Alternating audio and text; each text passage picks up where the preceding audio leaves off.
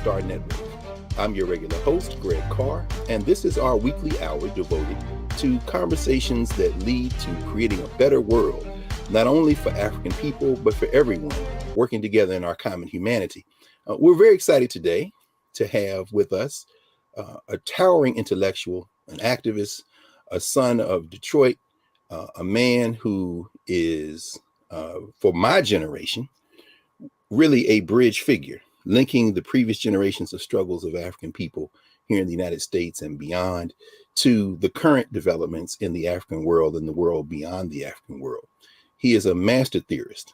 Dr. Errol Henderson is an academic. He has taught at a number of universities, most recently Wayne State University. He is a author of a number of scholarly articles, over 50 publications, and a number of books. His most recent book, Scriptures, Shrines, Scapegoats, and World Politics, is something we'll probably invite him back to have a conversation on at some point. The book we're going to focus on today, however, is the most ambitious, wide-ranging, and penetrating theoretical analysis of the Black Power movement to appear to date. It's called The Revolution Will Not Be Theorized. This was published in 2019.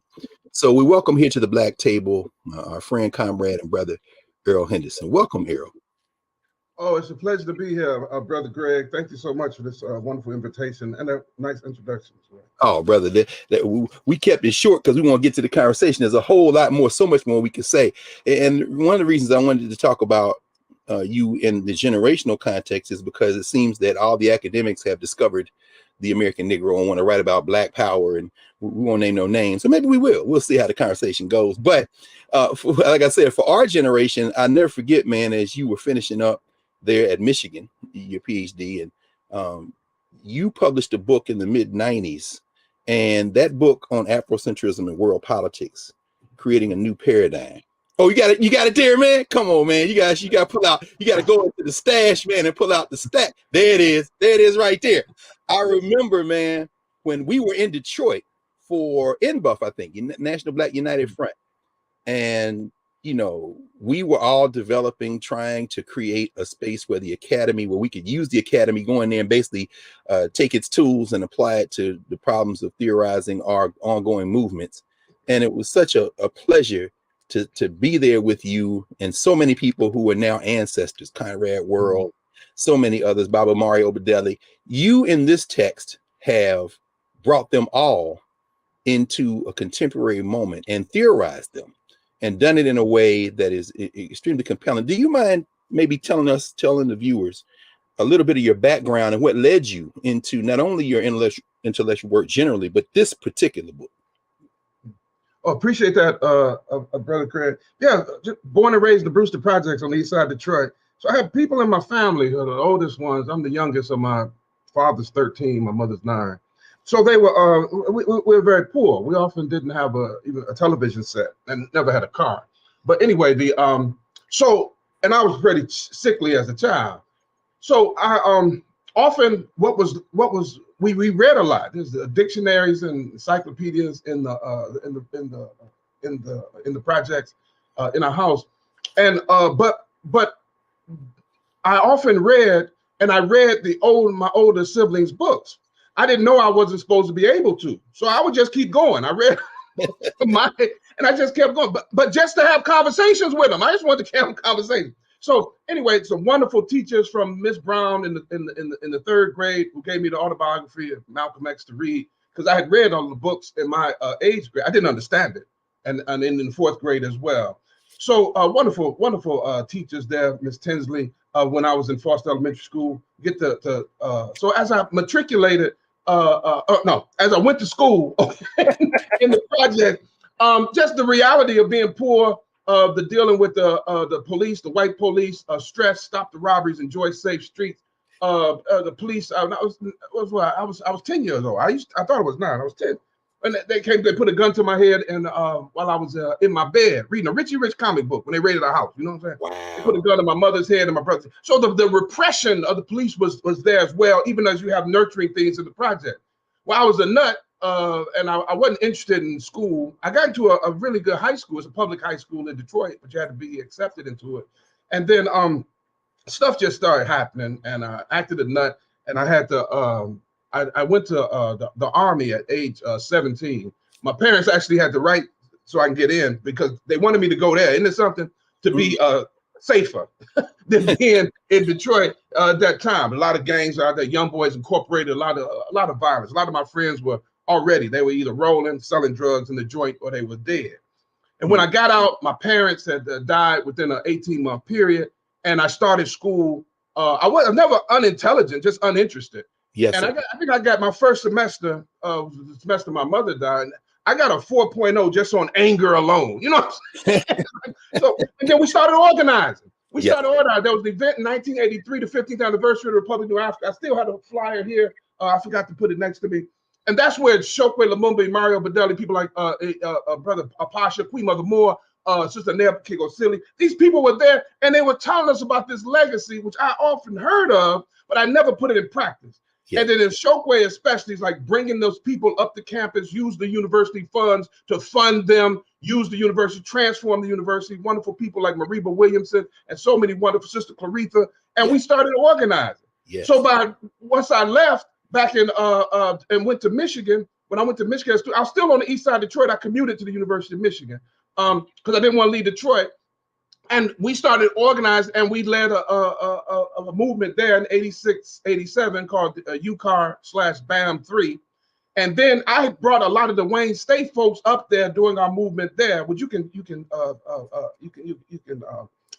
a frontline special about it, so it's not good, but you can see it's called Racism 101. Then at Wayne State in 89, many of those same students led a 12-day building occupation to get the Africana Studies Department created. Unfortunately, that department is now called African American Studies, but we set up Africana Studies because we were learning. We dusted off the old demands, and we held that building for 12 days to do that. So this all the time, I'm a student. I'm a student at the University of Michigan. I was going to say this is critical, man, because, and thank you. The reason I centered Wayne State instead of course, where you've been for the last 20 years up until this past December, which is, of course, Penn State University, is because it figures so prominently, but you sit at this nexus. I mean, while you are doing this, and of course, we talk about Save Our Sons and Daughters and how you bring some of these young cats together to kind of squash some of this beef. At the same time, you're Phi Beta Kappa. Got a way to do this intellectual work, not at the center of your life and practice, but almost like on the periphery, but as a tool. I mean, and you bring all these ancestors in, well, now ancestors, all these elders of the previous generation into your work. So I'm sorry, I just wanted to mention that because I know I didn't mention Penn State before, but it just figures so prominently. You are indeed a son of Detroit, man, which many people, myself included, look at. If you got to pick one place, not Chicago or New York or LA, it's probably Detroit. I know the NOI would say, since Mecca is there, that Detroit is the center of Black nationalism in this country. But go ahead. I'm sorry, brother. I didn't mean to interrupt, Errol. Yeah, and even before the NOI, which is on Hastings, remember Malcolm's famous say, is Hastings Street still there? Well, the project, the Brewster Project, where I was born on Senate Wine, the next street over is now the Christ the Free. That was Hastings, and the original temple was right on Hastings. But even before him, Anwar Pasha, he knew Farad. Chris Austin, he knew Farad. These are people who taught us if we would listen. People ask me why I talk the way I talk today, but they didn't see me when I would just shut the H up and just listen. And I would absorb this from these folks who were organizing with us then. Look here, there was a woman organizing with us in the late 80s, early 90s in Detroit. And she said one time to me, she said several times, she said, Errol, I never like what people say what they did in their time. She said, as long as I'm alive, it's my time. And I would always kiss that beautiful caramel cheek of hers and say, and ma'am, and long thereafter. That sister organizing with us in the late 80s. Her name is Rosa Parks. Okay, come on now. I'm not trying to hear these people talking about what they did back in their time. When I got that example right there, Gerald Baker, Marion Kramer, Max Stanford, Grace and James Barr. These are people we organized with in the 80s and 90s, and this is often not discussed because many historians don't look at that period, and especially many of these young historians who want to front like they still out here and they're activists now who are not.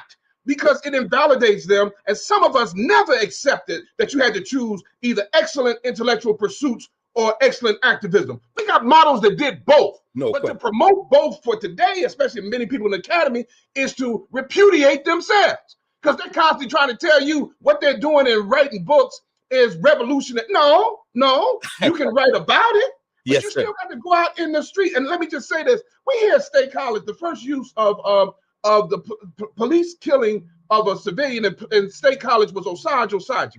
We organized around his death, and we had 2,000 people out here. And you'll see Errol Henderson out there too. But the leadership, people, Tierra Williams, there was 4 women, African-American, Nigerian-American, Sister Nanre, Latina, Sister, and a European-American, Melanie Morrison. And this was the leadership. But these are overwhelmingly white folks who we organized here. I'm not talking about 20 years ago. I'm talking about this is an ongoing struggle, but that was during COVID. Yes, so sir. If you're not activists today, stop calling yourself that.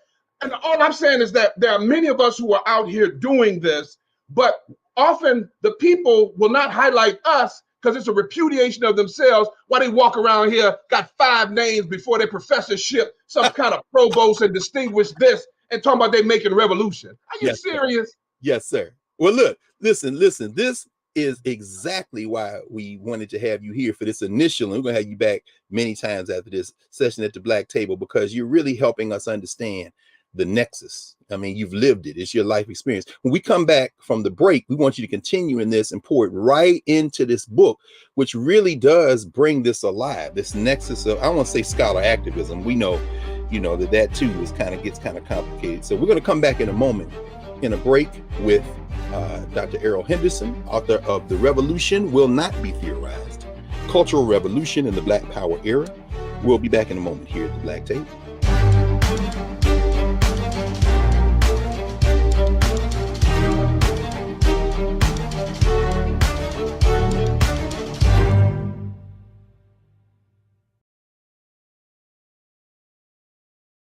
Black Star Network is here. Oh, no punch! I'm real revolutionary right now. Thank you for being the voice of Black America. All momentum we have now, we have to keep this going. The video looks phenomenal. See, there's a difference between Black Star Network and Black-owned media and something like CNN. You can't be Black-owned media and be scared. It's time to be smart. Bring your eyeballs home. You dig?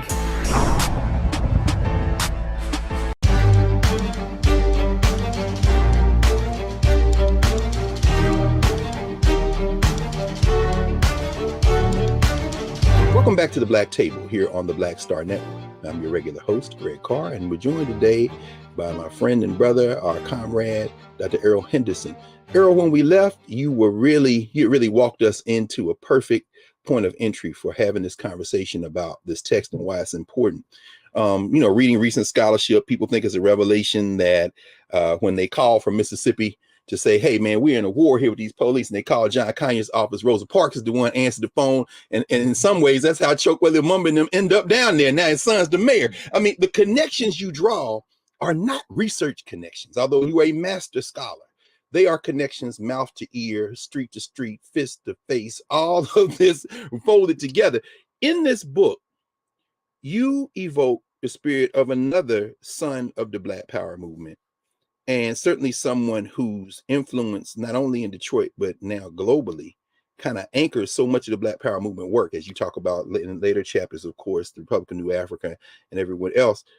Malcolm X. In fact, you call Malcolm X the most influential theorist of the Black Power movement. How important in your mind is it for us to understand what we call the Black Power movement now, and all these academics writing these historical autopsies in their minds, I'm sure, of the Black Power movement? How important is it for us to understand it as a theoretical contribution as well as its antecedents even through today? But walk us through like why you came to write this book and how you situate Malcolm in a way that very few, if any, other people do as a theorist.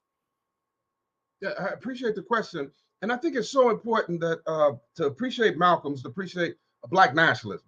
And this is what's going on in so much of academia and in some movement circle is an anti-Black nationalism because they haven't studied Black nationalism. And I hope we can talk about that. That's why I devote a whole chapter to it, disabusing it of some myths around it. But Minister Malcolm is central. Minister Malcolm theorizes revolution in the United States. And this is what makes him so important. But often Malcolm is appreciated in his activism, but not as a theorist. So think about, Minister Malcolm said, when you think about his argument about revolution, and he talks about revolution based on land, and revolutions involve bloodshed, and he traces us through. This from Message to the Grassroots, was delivered in Detroit in 1963. So, but remember he says, revolutions are bloody, okay? But then in Ballad of the Bullet, Malcolm says these words and these words exactly. But America's in a unique position. She's the only country in history in a position actually to become involved in a bloodless revolution. Hold up, Malcolm. You just said revolutions are bloody. Now this is a bloodless revolution. What was the bloodless revolution? Malcolm was transforming theoretically, not transforming because some Algerian asked him, where does black nationalism lead me? Malcolm could have responded, where does Arab nationalism lead me? What are you talking about? Yes, sir. That's not central. It's central to integrationist argument. What Malcolm was saying is that Malcolm posed that the necessity of a cultural revolution in the United States to transform the culture of Black Americans so that then they can proceed to a political revolution, okay? And why? Because we're people who are denied. We face death just to learn how to read and write. We often were taught we didn't have a culture. So we couldn't mimic the processes that were going on in Africa or the so-called third world, because many of those folks that were not minorities, they were majorities. They are aware of their culture, that colonial apparatus was imposed on them. So their main objective was to destroy the colonial apparatus, remove it, so that they can then have their own cultural flowering. I mean, from Nyerere to Amilcar Cabral, this is what they're struggling with, okay? That's not what we face. We have people who are often were denied that we had a culture at all. Right. And this goes back to what Harold Cruz is saying, another person who's denigrated by these anti-nationalists, and the anti-nationalists go from the so-called radical integrationists to the Marxists, the neo-Marxists, especially American Marxists, who have little appreciation of this cultural dimension. Oh, they'll bring up Gramsci, but they won't bring up Du Bois's Black Reconstruction. Du Bois is posing a thesis on Black cultural revolution, published in 1935 in Black Reconstruction, while Gramsci is in one of Mussolini's jails. Yes, sir. Not mad at Gramsci. Why would I walk over all the folks who have fought for our liberation and studied our liberation right here? Go to an Italian Marxist and tell me how to work through revolution in my country. No question. In fact, let me ask you about that, Errol, because one of the many brilliant points in the book, you walk us through these early theoreticians. I mean, when you say that in many ways, Du Bois and Black Reconstruction historicizes this movement and gives us some political language in some ways. And then you say he misses the moment perhaps for someone like an Alain Locke, who in some ways theorizes the movement, gives that kind of voice to what could become a cultural articulation. And then of course, Harold Cruz, which, I mean, again, people writing about Cruz, but you got a different point of entry for Cruz when you say he gives us some articulation of how that might look in terms of institutional forms, particularly with the use of mass communication media. And in doing that, when you say, and by the way, those of you who will read the book now, and there's a version of it, we'll put a link in the show notes so you all can actually read this for yourselves. When you lead us through the Revolutionary Action Movement, through us, through the Republic of New Africa, and then through the League of Revolutionary Black Workers, and through the Congress of African Peoples and the Shrine of the Black Madonna, you grapple with this question of culture. In fact, like you say, you devote a whole chapter to grappling with this. And could you let us give us some insight into how you think about how Malcolm X, this major theoretician taken from us far too soon, how those who come in the wake, whether it be the Obadeli brothers, whether it be James Grace, well, not James Grace Lee Boggs in that sense, but others like, those who at the shrine, certainly, how they, perhaps the Panthers, us, miss the kind of organic development of this cultural thesis and fall victim to a term that I thought was fascinating, this reverse civilizationism, skipping over African-American culture, whereas Du Bois, who himself not particularly religious, as we know, still sees the value of the Black church, but they missed that moment. Walk us through how these organizations come in the wake of Malcolm, and as you say, the question of culture never quite connects to this question of organizing African people in the United States. And I so appreciate that, Brother Carr. Please keep me on point. But this is Alain Locke, the Pulitzer Prize winning biography of Alain Locke. It speaks to this because Alain Locke wrote about culture in ways that no one at the time did. The first African-American wrote. But I want to come back to that. Essential. Wilson Moses is creative conflict in African-American thought. It engages with these different theoretical arguments. Wilson Moses' work on black nationalism is excellent. And Wilson Moses don't like black nationalism. Listen, but man. He's an excellent historian that he gives it its due. Errol, these other folks will write us out. So let me speak directly to your Errol, point. I got to pause you for a minute there, because not only do you lift Wilson Moses and Sterling Stuckey, the first time I met Wilson Moses was on the campus of Penn State University. I went out there to see him. Now, I'm a naive black nationalist and Pan-Africanist, so I'm bringing him after having read his work. He is an excellent scholar, but he is not a black nationalist. We got into a conversation about John Henry Clark. You know what he said? I don't agree with the man ideologically, but I respect the man's scholarship. This is the kind of complicated analysis you put in this book. It's not black and white. These academics miss the point. Talk to us, man. And of course, Wilson Moses, another Detroiter, man. So, yeah, from the east side of Detroit. Ain't that something? And I never met him until I got to Penn State, but I first met his books in the Shrine of Black Madonna bookstore on the west side of Detroit when I was a student. But you're right on point, is that part of the problem is too many historians are writing this with very little political analysis. They write narrative history, or when they do put political analysis, they graft it. They want to make Malcolm a radical integration. Malcolm was calling himself a black nationalist on the Friday before his assassination. He said, if you want to see the black nationalists, come down to the Audubon. He wasn't confused. Those were his words exactly. That is the one to see the black nationalists. That's the Friday before his assassination. But these folks are convinced you that he was some kind of looking to be a Marxist. What did he say about why Khrushchev and Mao couldn't get together? He said that Russian Revolution, that was white nationalism. He said, so anyway, but I want to stay on point. No, that's not anyway, because of course, as you know, and have written and discussed, as we know, not only is he calling himself that, but shortly before he makes transition there at the Audubon Ballroom, who's standing up there next to him? Fannie Lou Hamer, who they want to make into an integration. So, please understand. But go ahead, Bob. You about to make a point on Cruz. So the Christ of the Negro intellectual. So Cruz is with us in Michigan. He's one of the professors that supported us. There were quite a few black professors, some of them prominent now, who did not support us in our student movement. But Cruz, what's so important about this is his focusing on culture. And I want to make sure I hit reverse civilizationism. But Cruz is talking about how to revolutionize the civil rights movement. People denigrate Cruz, or these anti-nationalists will, because they don't like something he said about Michael Gold and Lorraine Hansberry.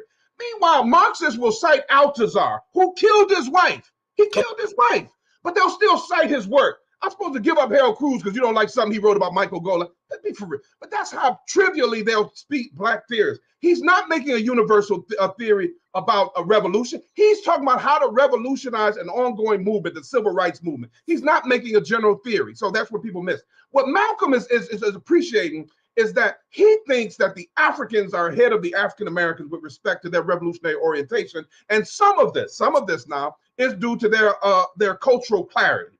Okay. Malcolm, many black nationalists of the 19th century, and Moses talks about this, black nationalism is the oldest theoretical orientation or ideological orientation of black Americans. It goes back to the 18th century, not the 19th. But in the 19th century, he said, many of the black nationalists used the language of civilizing the African, you see? And we call that civilizationism, to bring Christianity and technology, okay? But they weren't white supremacists. Don't get it twisted. So they used that language, though. And Moses calls that civilization. Malcolm, but when Du Bois comes along, Du Bois shows that not only do African Americans have a culture, the only cultural product that's legitimately cultural product that comes from America in the sense of the body politic, not including the Native Americans who were taken out of the body politic, but that African Americans culture, this is what he evokes, the sorrow songs, etc. But also Africans has a long, majestic culture, how you say, almost. We're talking about ancient, not just ancient Egypt, but Africa throughout Africa. Well, sub-Saharan Africa. I'm sorry, I'm stumbling over words. No. To make the point you're making, in the 19th century, it's not static, as you say. Whether it be Edward Wilmot Blyden, who goes with a very Christian orientation, but by the time you get to Christianity, Islam, and the Negro race, he realizes then African life and customs, he's being radicalized by continental Africans, or Martin Delaney, as you raised, who's got on African clothes one moment and a Union uniform the next moment. Like you said, oh my goodness. Come on, bro. So you mean black folks can actually learn and develop their theoretical sense. One of the people who helped us organize, walking around with a kufi at almost 90 years old, was a brother named Chris Austin. Chris Austin was one of the most important Communist Party organizers and his father's house is where Noble Drew Ali, Moorish Science Temple met on Leland Street in Detroit. He's the first one to tell me about Cali House and the ex-slave bounty and pension association. But he's wearing a kufi, organizing on the east side of Detroit. This is Chris Austin. This is a different kind of Marxist. You see what I'm saying? So I want to be clear. So what Malcolm says is that Africans, unlike the 19th century nationalists who said Americans would civilize the Africans, Malcolm said, look, they're ahead of us. Yes, sir. Remember the famous quote? He said, what you leave out? You left your mind in Africa. Left your mind. Malcolm, so he reverses it. He says African Americans need to follow Africans. This was a fundamental error, okay? And I'm not mad at Malcolm. It's not personal. And this is what these other folks get. I'm not writing biographies. And I'm not trying to go home with these people. Right. I'm trying to develop their theoretical argument. Well, let's what I say about Malcolm. If Malcolm could have seen Watts, if he could have seen what black folks would do right after the Voting Rights Act, if he could only have lived to see Watts, he would have changed this. He would have said, oh, we don't have to follow anyone, because there's no historical figure, no historical people that fits our present situation of racial minority in the most powerful country in the world that doesn't have initial but has secondary, doesn't have primary, has secondary land claim rights. There's nothing else like us. The closest that comes to it is the Irish. So we would say that Michael Collins would have been a better mold than Che Guevara. Because if he's not in the belly of the beast, he's in the large intestine. He brings England to the bargaining table. That's Michael Collins, who was excellent at urban guerrilla warfare, among other things. Yes, but they were enamored with the Che Guevaras, and I'm not mad at them. No.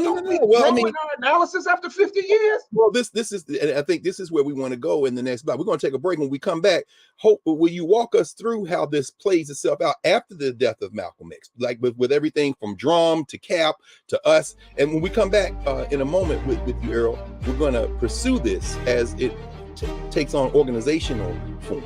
So we'll be back in a moment here at the Black Table with our guest, Dr. Errol Henderson. This is an incredible conversation, you all. So come right back after the break and we'll continue here on the Black Table.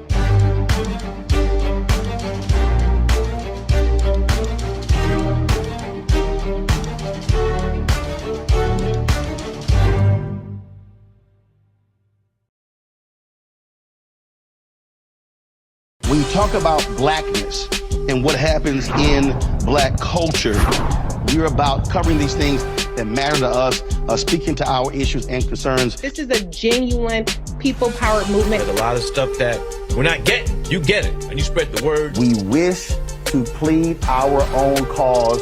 Too long have others spoken for us. We cannot tell our own story if we can't pay for it. This is about covering us. Invest in black-owned media. Your dollars matter. We don't have to keep asking them to cover our stuff. So please support us in what we do, folks. We want to hit 2,000 people, $50 this month, raise $100,000. We're behind 100,000, so we want to hit that. Y'all money makes this possible. Checks and money orders go to P.O. Box 57196, Washington, D.C. 20037-0196. The Cash App is $RM Unfiltered. PayPal is R Martin Unfiltered. Venmo is RM Unfiltered. Zelle is roland@rolandsmartin.com.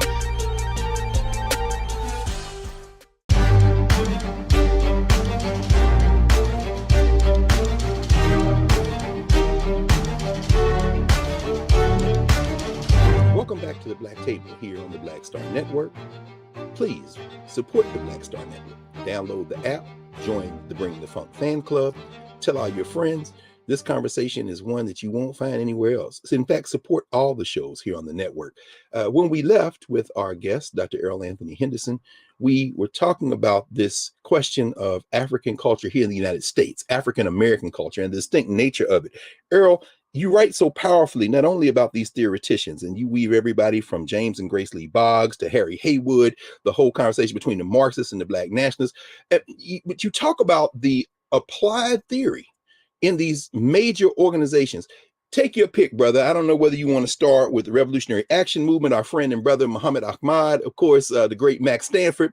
If you want to talk about us and, of course, the impact of us even to this day, as you write about it in terms of its cultural dimensions, the Black Panthers, maybe you want to pursue some of that and how their focus on The lumpen, so to speak, proletariat provides both a point of entry, but a missed set of opportunities. Certainly your conversation around drum and your conversation around the League of Revolutionary Black Workers, focusing on the working class folk in the community, really opens some insights. And these are many things many of our people who are watching now may not be aware of, at least initially, but they probably know some people who were touched by some of this stuff. And then, of course, the Congress of African People, the cultural turn, some of the institutions that still exist to this day, like Third World Press that you write about, and the Shrine of the Black Madonna, which, of course, is still going strong. Any of those, brother, please walk us through how, and you might combine all of them. I know, more than capable of doing that, how this question that Malcolm leaves provides points of entry, also missed opportunities, and maybe some engagement with this vibrant, living African-American culture that Du Bois is aware of, that Locke theorizes in some ways, and that Cruz says must be at the center of anything we do that is uniquely Africans here in the United States. Yes, and isn't this something that Cruz argued that one of the shortcomings that we had was that we didn't control media in the 1960s, and meanwhile. And folks are asking me in the era of social media, what's the relevance of Harold Cruz?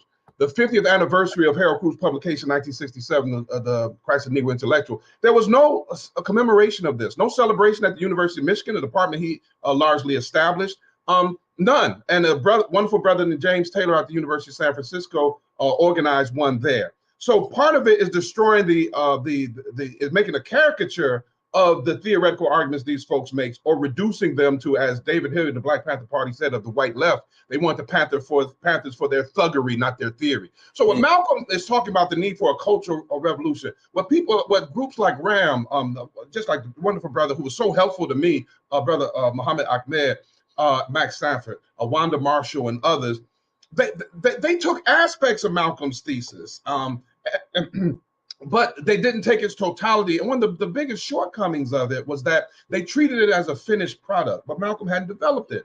Like Martin, he's killed before he's 40 years old. So RAM takes aspects of it, and so do the other groups. But often there's a misappreciation of what the biggest thing he was theorizing, which Manny Marble devotes no time to in his book, is a cultural revolution. So the issue becomes, do you need a cultural revolution to stimulate a political revolution? When he's talking about culture, he's not talking about aesthetics. He's talking about material culture. When I try to make it plain to folks, I say, move from thinking about Dre with NWA as a member to Dre's beats. You see? The material aspect of going from the culture to the aesthetic to the material, and of course thinking about art and then thinking about architecture. So we're talking about physical. So sometimes people will reduce this to some type of ideational construct. Errol, before we move from that, though, man, that's a powerful metaphor.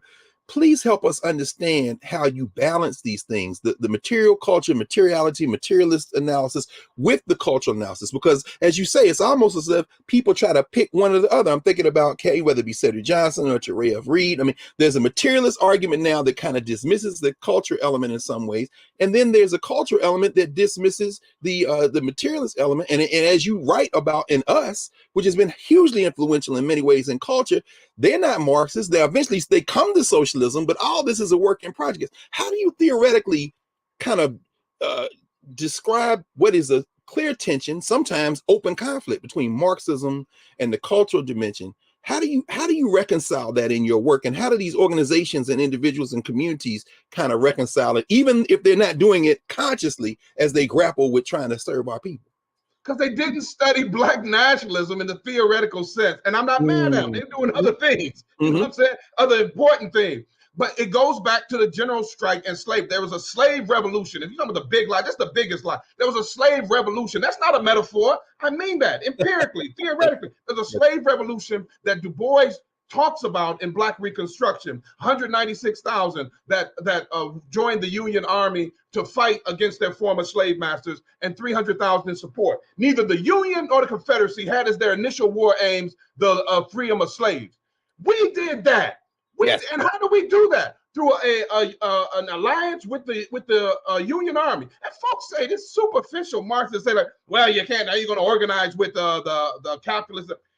Tell me one war you find that's fought without allies. These people are not saying these are our friends. These are our allies. And these same people will then laud Mao Zedong for his alliance with other folks, including Richard Nixon, as his practical politics or his strategic thinking. But black folks can't have that strategic thing. So what I want to make sure, this nexus between cultural revolution and political, it's not a contradiction in the condition of black Americans. So there was a slave revolution that shows the model. There was a transformation of slave religion in the slave quarters that supported the general strike, what Du Bois calls the general strike. But beyond the general strike, Frederick Douglass made it clear that you got many whites, and they don't want to fight a so-called, I won't use the word, the type of war, the N-word war. Yes, sir. They don't want to fight that. They're destroying, they're killing Negroes in orphanages. That's right. It's Frederick Douglass that comes to Lincoln and makes the argument that you need to make the war, change the war aims from the overthrow of the Confederate States of America to the overthrow of slavery. That was us. Yes. So, but if you don't see us as thinkers, you won't see the contradiction. Now, because there was so much loss after the Hayes-Tilden sellout from 1865 to 1877, that they don't study the victory. But we won. We overthrew chattel slavery. We defeated the Confederate States. That's the victory. Look, I use this analogy. If you win the heavyweight championship belt in the round, in the ring, you beat, let's make it Mike Tyson, and you win the heavyweight championship, right? Yeah. On your way home, somebody rob you and take your belt. You're still the heavyweight champion. The champ. Analogy to Reconstruction. Because, so if you want to learn how to become champion, study what happened in the ring. You want to learn how to wage revolution in this country. The only successful revolution in this country in the U.S. body was the slave revolution. They didn't study it like that. Graham came close to it because they studied the general strike. You can see it in their discussions, and I talk about this quite a bit. Us realized this. Us and the Panthers, they separated the two. So their quarrel becomes, could you have a cultural revolution before a political revolution, or must you have a political revolution that will then recreate its own culture? That's what the Panthers' position was. The first one was us's position. But this should have been something that had been resolved a century earlier. But they didn't study, even our activists didn't study them as theorists. And then from your theory comes your strategy. We don't keep this in the abstract. From your strategy comes your program. Let me ask. The programming of the Panthers was separate from us. And the beauty of I'm sorry. Go ahead. G. No. You make that point about the beauty of us, though, brother. Please. Yes, the beauty of us is not so simply Kwanzaa and the attempt to make Watts an independent city. That's often not studied in the study of us. Scott Brown's work is excellent. But it's James M. Toomey. And Toomey is one of the important theorists in us. Us is not reducible to Maulana Karenga. No. But in Toomey, and think of the relevance of Toomey. Think about Kwanzaa on the one hand and juicy fruit on the other one. You don't have juicy fruit, you don't have Biggie. You know what I'm saying? That's right. Well, that's right. Well, but that's why I love that Dre analogy you made. You know, I mean, the whole notion of NWA. Listen to the beats. This steady beat, which finds, of course, institutional formation, as you write, in the Black church, that church that Du Bois centers, that church that Locke understands, that church that's rejected, as you say, whether it be us or the Panthers, that church that finds some iteration in the form of the shrine, but a rejection in camp in some ways, you know. But the modality continues, and I think this is part of the genius of your work, brother. You, even as you're critiquing these institutional formations, you're also lifting up the fact that those who are the closest in terms of working with our people, whether it be the League, you know, certainly the Shrine, are still benefiting from that connection. We got about a minute left on the clock. I don't know if you want to make a comment, and then we'll come back after the break and continue. And remember, Huey and a lot of these folks come to this realization after, but often folks won't study them after the 60s. Huey said, when the Black Panther Party distanced ourselves from the Black church, we would distance ourselves from the Black community. He realized that. And of course, Jaramogi institutionalized this. And when I talk about this, that beautiful picture of the Black Madonna and Child painted by Glanton Dowdell, you know who's holding the brushes while Glanton's painting that? General Baker, the Marxist leader of the League of Revolutionary Black Workers. They meet in Cleves, Jaramogi's church too. Yes, sir. Yes, sir. I don't accept these artificial dichotomies when that wasn't the lived experience of these folks, and they theorized it. So I'm trying to build on their work, you know, not trying to act like I'm out here like I would have took the shots at UCLA, or I would have been engaged in the guerrilla warfare, low crawling with them, I'm trying to build on that work, the theoretical, the strategizing that will be used, and not just glamorizing what Sekou Odinga and so many others does with the liberation of Assata Shakur, but looking at how he theorized and strategized for Black liberation. That's and right. It hurts my heart that I would come to some of these brothers and sisters after many discussions, and you can see often they didn't want to talk. But once they found out I wasn't a historian and I'm not doing a biography, I went to work on their theory, how they thought. They were just, oh my good, they were nonplussed. And it was like few people had ever asked them about their theorizing. And that's why they work with me so much. And plus they work with me as an activist too, as like a younger brother too. And I think that's the key to this, man. I think you one of the few people who could have even done this kind of work. And the fact that you did it is a real testament. We're going to come back after the break, and we want you to continue this conversation and kind of lead us into your analysis of what we see today in terms of these institutional formations and Black struggle here in the United States. So we'll be back in a moment with our friend and brother and comrade, Errol Anthony Henderson, author of The Revolution Will Not Be Theorized, Cultural Revolution in the Black Power Era, back here on the Black Star Network with the Black Tape. Back in a moment.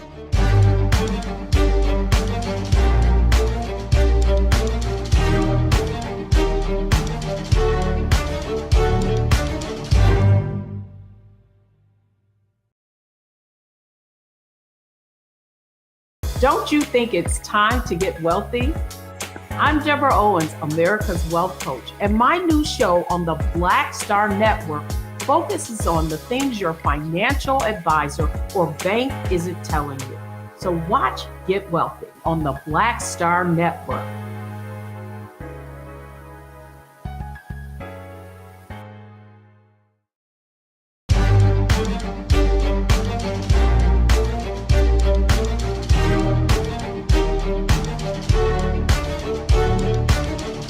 Welcome back to the Black Star Network here at the Black Table. Please support the Black Star Network. Download the app, join the Bring the Funk fan club, tell your friends, and you see the kind of conversation we're having today. And on all our shows, you have this type of quality. Errol, when we left, you again having us understand how folk in the wake of some of these movements, some of which persist, continue to benefit from theorizing this work, and you've done it as well. You know, I had so many questions. We're going to have you back. Of course, we're going to have you back anyway, but we may have to do a part 2 on this book in particular because, you know, the historically Black colleges. We talked a couple of weeks ago on the show about Ralph Bunche and how Bunche, his analysis of decolonialism, didn't benefit from his faculty colleague Elaine Locke, who was right there. You talk a little bit about how Du Bois glimpses the possibilities of education, and even Hakeem Al-Budi and them. And even us at some moment in terms of independent institution building, we both, of course, know and work with institution builders, whether it be CB or any of those formations. In fact, last time I saw you physically, you were there, you gave words at the ritual for Kwame Kenyatta, of course, at the Wright Museum, your beloved Wright Museum. Could you talk a little bit about how these institutions continued to develop and have impacted even our work today, and how theoretical work is at the center of this lived work, this practice? Yes, and it's so important that folks appreciate, when I talk about theory and talk about empirical theory, I mean theory, you need theory to guide your doctrine, and then your strategy and your program. For example, if you got if you got a theory that argues for the violent overthrow of a country, then you don't have a doctrine that's defensive. You see, you need an offensive strategy, offensive doctrine, and then strategies, and the classic ones we teach in military science: maneuver, attrition, and punishment. The punishment can include guerrilla warfare, would fall into that. Then you have to, and some folks thought about these seriously, because you had, not just because you had veterans like Gaidi Obadeli, Brother Damu, a range of veterans, but all the way back to the Black abolitionists that Kelly Jackson writes about with that wonderful little firearm on the front of her book. Black abolitionists who fought like Harriet and Harriet Hayden and others. But I also want to make this point when I get to this. You mentioned these 2 books, The Revolution and my latest book. Both of those books, when I publish, are free. Okay. This one's published by University of Michigan Press. This is from SUNY. They're not obscure presses. They're free. And what strikes me is you have folks who will make a class analysis, and this comes from growing up in the project. but they don't know how to make their book free. I'm not against selling books, don't get me wrong. But when you don't deal with the state of academia today, where a lot of this information is embargoed, they don't have, but you got a class analysis about other things, you should be challenged on that. Absolutely. Today, and by the way, you all, by free, he means, of course, the digital versions, which can be downloaded, will provide the information that you can get them. And of course, I'll send a PDF of the whole book to anybody who's interested. But they are free, and it's through what's called the Tome Initiative. They will make your books free, and it's not just So I want to make that clear. Yes. But to your point, when you don't have folks grounded in this, you get stuff like this. If there was an article by, I think, Robin Kelly in the Boston Review. He was talking about the debate between Michael Dyson and Cornel West, which don't interest me remotely. That Black intellectuals disagree. Who cares? You're supposed to disagree. But watch this. He says the resolution of their disagreement is to be found in Jackson, Mississippi. In all his analysis, Robin Kelly, so you know Jackson, that's Chokwe Lumumba and then Chokwe Antar and Sister Rukia Lumumba. Right? Absolutely. At no time does he mention Black nationalism. How do you invoke that without that? That's what I mean. Let's take a moment here because we don't have a whole lot of time. But I want you to elevate that, because you talk, particularly when you talk about the shrine, how much of this energy gets driven into Black elected officials, and how this whether it be Ras Baraka in Newark, of course, you trace the history through CAP or Committee for Unified Newark, and whether it be Jackson, as you say, with our friend and brother Antar and our sister Rukia, and what's going on in Jackson, Malcolm X grassroots movement and all that, and of course you evoke Sekou Dinga is very important. You know, how should we look at contemporary moments? We see these young brothers in Tennessee, for example. The brother Justin Pearson in the well of the Tennessee legislature with a dashiki on, but sounding like Martin Luther King. Help us understand the legacy of this Black Power movement, the living legacy as it continues, and how politics is just one dimension of the impact of this movement. It's constantly Black. It's constantly Black, and it's constantly oriented toward Black nationalism. From Black Lives Matter today, which really comes out of the movement for justice for Oscar Grant. And what people often confuse is the decentralized leadership. Composition of your movement doesn't suggest its revolutionary value. So because you have an expansive group of Blacks, from Black women, Black men, to trans people, that doesn't suggest your movement is revolutionary. Just like you have the gay oriented log cabin Republicans, you know what I'm saying? That doesn't mean it's revolutionary. It's your strategy and objectives. This is a critical point to make. Your identity isn't your politics. Is that what you're saying? Right. People might confuse. See, this is a very important point you're raising here, bro. Yeah. Remember what I remember Jesse said that. He said, I think we should be sober. But you don't get points for being sober. That doesn't tell me about your character. That doesn't tell me about your. So that's what's important, to look at their actual theory. And one of the reasons the book is so big is because I quote them extensively. So people don't say, well, Brother Errol, you impose theory upon them. No, listen to their own words. So today, part of the challenge, when you hear people that are just ignorant, I'm not mad at them, but they should study. When they say it's not just your grandmother's civil rights movement. If you knew the civil rights movement, you wouldn't talk like that. You see? So it's looking at the theory, and what happens when you don't have theory and you're talking about anti this and anti this. I don't define myself in those ways. What fills in for theory? Often some neo-Marxism, some liberal integrationism, or some radical integrationism. They're anti-Black nationalists. So even as they pose paradigms for Black liberation, they remove the one paradigm that's specifically key to that, and they often make a caricature of it. They won't let you reduce Marxism to Stalinism, but they'll reduce Black nationalism to the worst representative of it. Have no sense of progressive or revolutionary Black nationalism. So the League of Revolutionary Black Workers, they took the motto of the general strike, which is our motto. You can argue that even the Montgomery bus boycott, but those are aspects of general strikes. But general strikes that were transformative, like during the slave revolution. That's what's key. I fleshed that out in the book. Mm-hmm. I would be remiss. We only got a couple minutes left. If I didn't ask you what your thoughts are about maybe some of the current Black studies formations, the poetic turn. They're talking about the poetics of this, the poetics of that. But I mean, you know, one turn is away from Black nationalism, but the other turn seems to make everything Black nationalism. I don't know if you have any thoughts about how the Black Power movement teaches us the relationship between theory and practice has to be kind of organic. I mean, I see a lot of fascinating stuff on black Afrofuturism, all this, but I'm wondering what the political dimensions of it are. If you have any thoughts about that. Yes, and I don't fit these arbitrary modes. I'm also a published poet, published by a university press, so not just stuff I publish myself. But I have no patience with critical fabulation. We want empirical theory to change an empirical reality. Now, as a scholar, I'm methodologically plural and I'm broad. I say that with my students, I'm dogmatically against dogma and absolutely against absolutes. Okay, so people will hear how I talk, but in the classroom, I don't do advocacy. I do accuracy. People didn't sign up in my class to become my advocate, and I don't want them to be. But accuracy may sound like advocacy. That's why I don't call myself, it's not anti-racist. No, what they're doing, that's white supremacists. It's lying. Go ask them what their problem is. I don't have a name for not believing in Santa Claus. I don't call myself an anti-Clausian. So I don't call myself what I'm anti with white supremacism, which is inherently, even as beyond it being morally odious, is inaccurate as a social scientist. So in the humanities where folks want to indulge that, no problem. But when you have folks with like the critical fabulation work where they invent history instead of just calling what they're doing fiction or novel, I have little patience with that.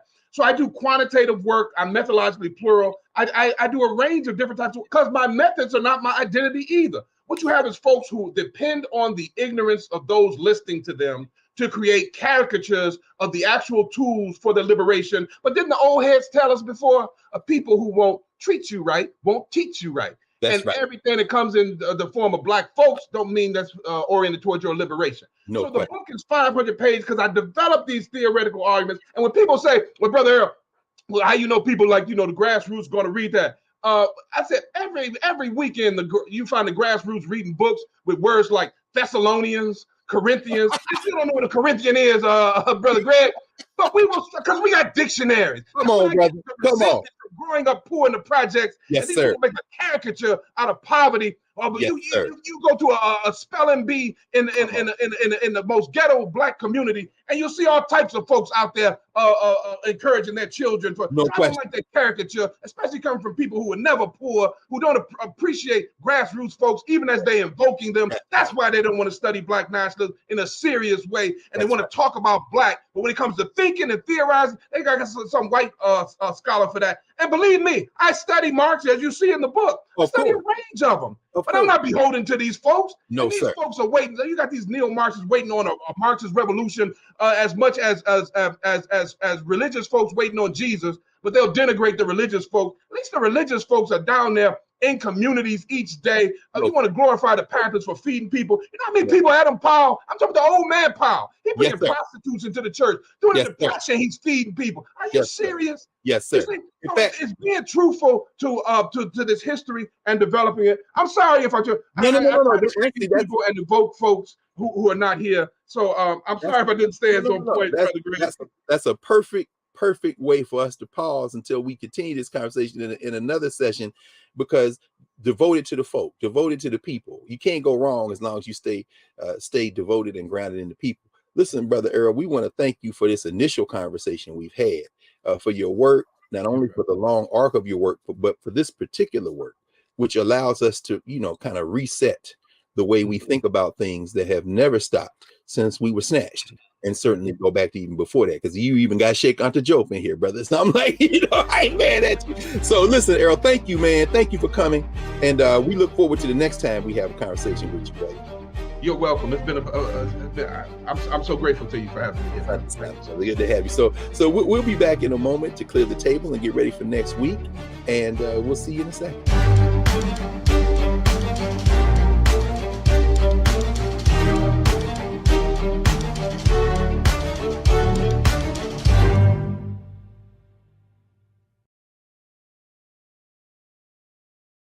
Hatred on the streets, a horrific scene, a white nationalist rally that descended into deadly violence. White people are losing their damn minds. As an angry pro-Trump mob storms the U.S. Capitol, we've seen We're about to see the rise of what I call white minority resistance. We have seen white folks in this country who simply cannot tolerate black folks voting. I think what we're seeing is the inevitable result of violent denial. This is part of American history. Every time that people of color have made progress, whether real or symbolic, there has been what Errol Henderson at Emory University calls white rage as a backlash. This is the rise of the Proud Boys and the Boogaloo Boys. America, there's going to be more of this. Here's all the Proud Boys, guys. This country is getting increasingly racist in its behaviors and its attitudes because of the fear of white people. The fear that they're taking our jobs, they're taking our resources, they're taking our women. This is white fear.